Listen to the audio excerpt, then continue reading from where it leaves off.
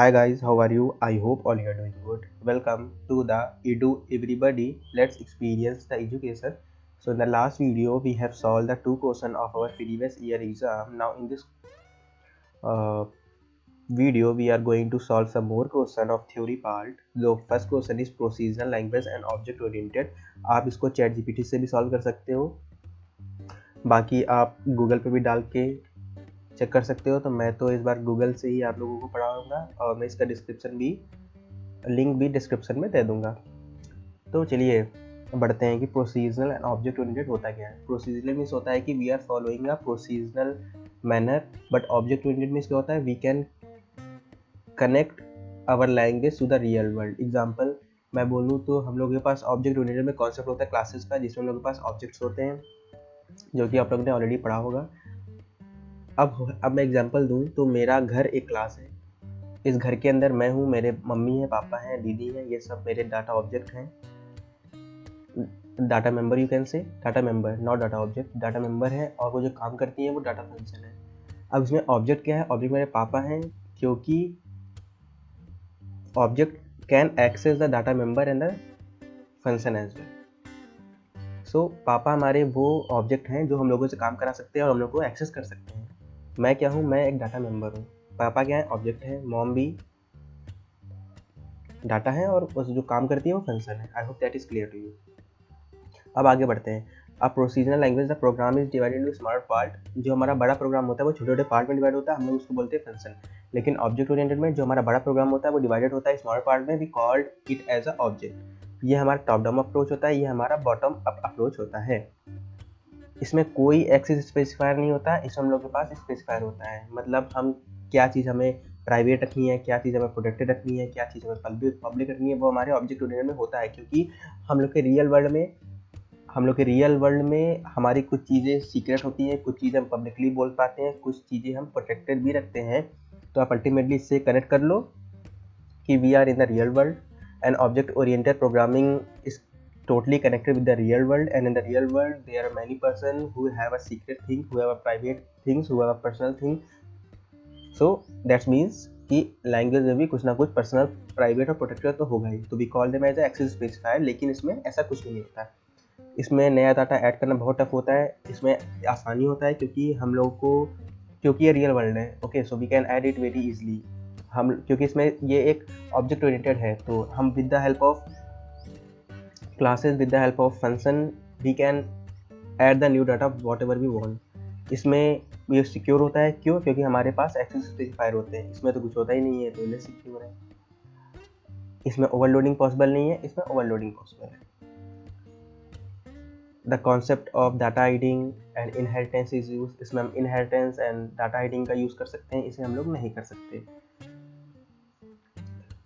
इसमें जो फंक्शन होता है वो इंपॉर्टेंट होता है डाटा से, लेकिन इसमें जो हमारा डाटा होता है वो इंपॉर्टेंट होता है फंक्शन से। मतलब आजकल आप मोबाइल में देखो तो क्या बोलते हैं हम लोग कि डाटा इज मोर इम्पोर्टेंट। सो आप रियल वर्ल्ड से कनेक्ट करो, आप इसके सारे पॉइंट को ऐड कर पाओगे। तो in this data is more important then function. Object oriented is based upon the real world. ये हमारे अनरियल वर्ल्ड पे है। इसको हम लोग बड़े बड़े कॉम्प्लेक्सेस बनाने में, बड़े बड़े कॉम्प्लेक्स प्रोग्राम बनाने में यूज़ कर सकते हैं। इसका यूज़ नहीं कर सकते क्योंकि ये तो पूरा रियल वर्ल्ड पे, जो चीज़ रियल वर्ल्ड पे है तो उसको हमको रियल वर्ल्ड में ही दिखाना है। मान लीजिए हमको कंप्यूटर बनाना है, कंप्यूटर प्रोग्राम बनाना है, तो वो हम किसके लिए बना रहे हैं? The real world. और वो हम बड़े बड़े प्रोग्राम बना सकते हैं। क्यों? क्योंकि ये हमारा कम्प्लीटली रियल वर्ल्ड से कनेक्टेड है, तो हम आसानी से बना सकते हैं।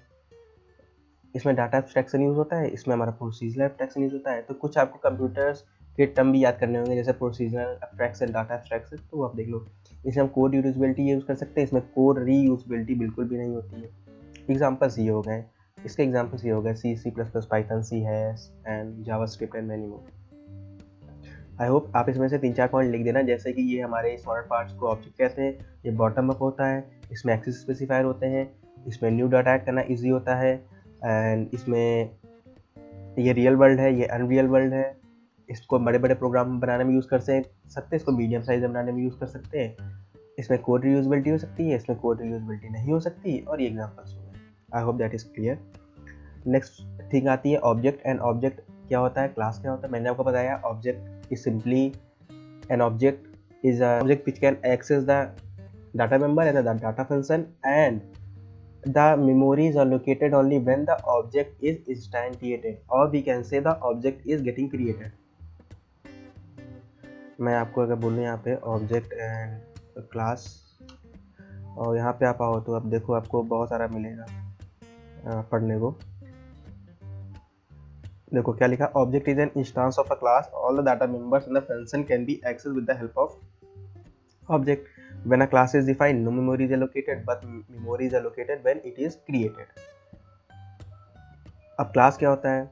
क्लास मैंने आपको बताया जैसे मेरा घर, सो एक यूजर डिफाइंड डाटा टाइप होता है जो होल्ड करता है किसको? Data member and data functions को, मतलब मुझे और मेरी माँ बाप, मेरे मॉम को। That can be access use by creating instance of class. और उसको एक्सेस कैसे कर सकते हैं? हमारे पापा के द्वारा। मान लीजिए कि घर का ऑनर कौन है? पापा। जब तक कोई नीचे आकर क्या घर के अंदर आ सकता है? आपके बिना पिताजी के परमिशन के नहीं आ सकता। ओके, सो वो आपके ऑब्जेक्ट हैं, आप ऐसे कनेक्ट कर सकते हो।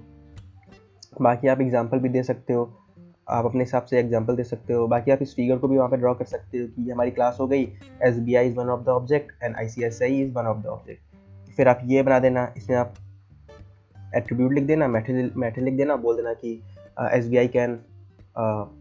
SBI object can access the balance inquiry withdraw and ICICI can also perform the same thing.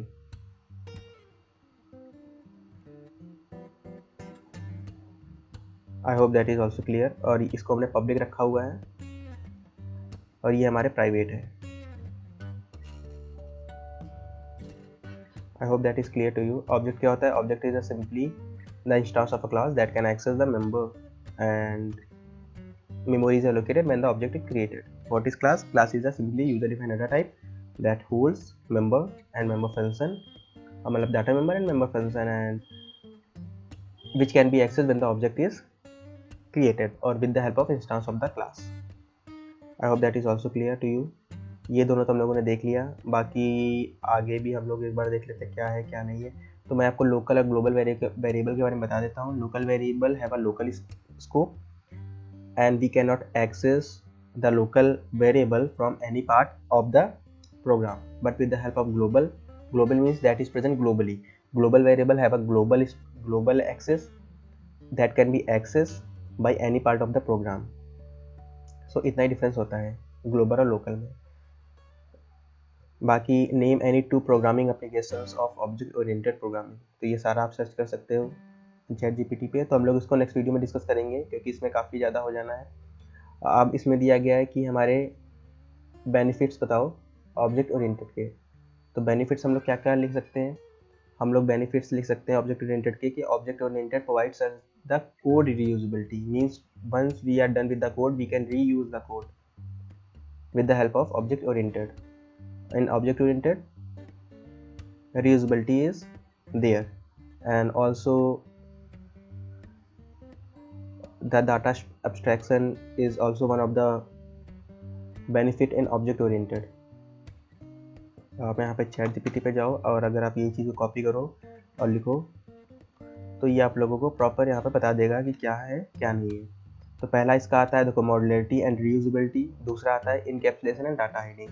Object oriented provides the encapsulation, which is the ability to hide the internal detail of an object or a class from outside world। This allows for better control over data access and manipulation, as the internal state of the object can be modified through well-defined methods or interfaces।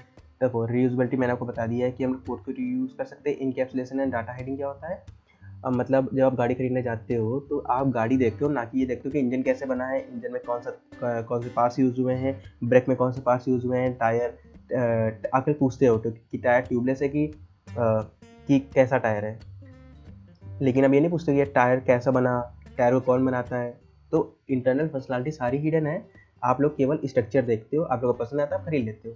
तो object oriented provides the encapsulation and data hiding which is used to hide the detail from the outside world।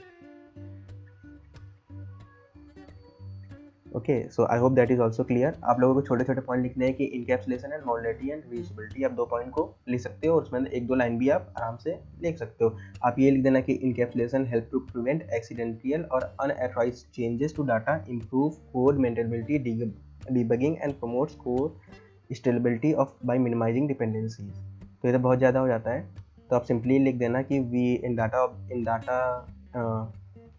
in object oriented there is a core reusability, means we can use the code, we can reuse the code again and again whenever we want. We have a encapsulation and data hiding is the second benefit, means we can hide the data from the outer world. Anyone cannot access that data, and it provides a clear presentation to the user because all the internal functionalities is hidden. So that is the second thing you can write. I hope that is clear. बाकी ये question हम लोग next video में discuss करेंगे. I hope guys that is clear, और मैं इसका link आप लोगों को डिस्क्रिप्शन में दे दूंगा इन दोनों का, so that you can access. Please guys like करें, सब्सक्राइब करें, कमेंट करें, और मैं आपसे नेक्स्ट वीडियो में मिलता हूँ. Till then bye bye, take care.